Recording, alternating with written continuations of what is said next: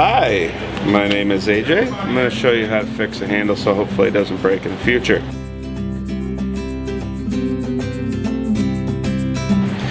And this is our standard wood patio door handle. Comes with some coarse threaded 1/2-inch screws to keep the handle secured to the door. Remove the screws. Take a 1/4-inch drill bit. Drill through the existing holes. Clean it up just a touch. And then we simply reinstall.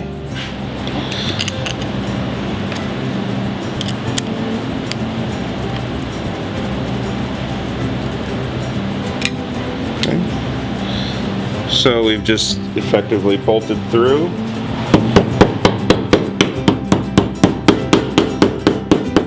Add a touch of curvature so that way the T-nut matches the handle.